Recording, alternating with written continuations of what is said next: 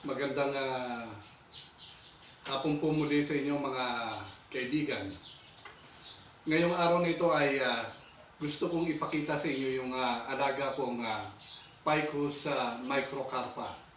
Bali, yung nakaraan, inintroduce ko sa inyo yung pagkakaiba ng Ficus nana at saka Ficus retusa. Bali, ito nasa harapan nyo ay ang tinatawag na Ficus microcarpa.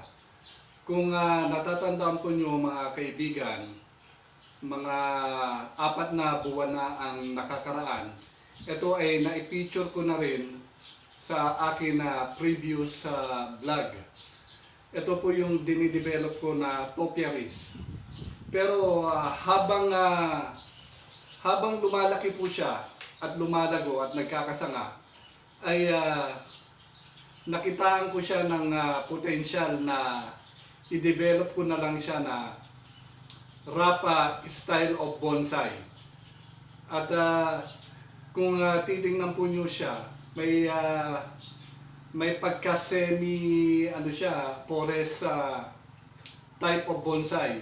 Yung forest type of bonsai po na tinatawag ay yung marami na puno na maliliit na nasapat na parang mga miniature na forest nasa gubat, mga maliliit na puno.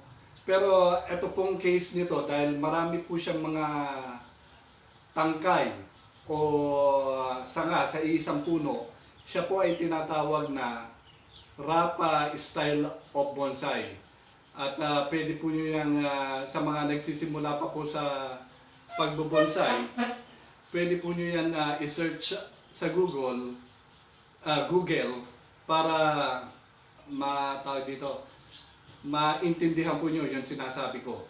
At para sa mga bago pa lang na nakakapanood ng aking mga vlog, at mag-comment lang po kayo o mag-share po kayo ng thought nyo kung anong mas magandang i-develop dito. Kung topiaries nga ba o Rap style of bonsai.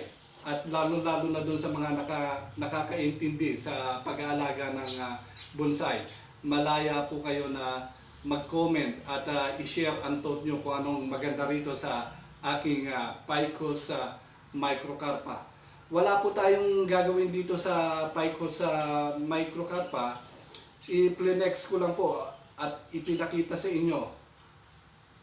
Itong akin, medyo may slow grower siya ngayong panahon nito dahil hindi gaano nag-uulan at mainit ang panahon.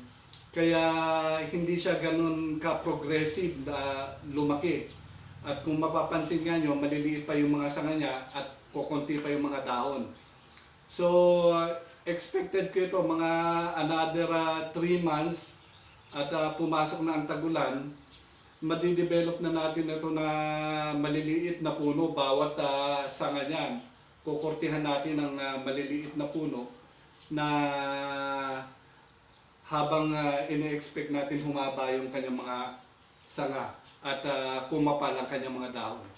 At yun lang po ang may share ko sa inyo sa pag-aalaga at pagdidevelop ng isang bonsai materials na tinatawag na Ficus microcarpa. Maraming salamat po sa inyo.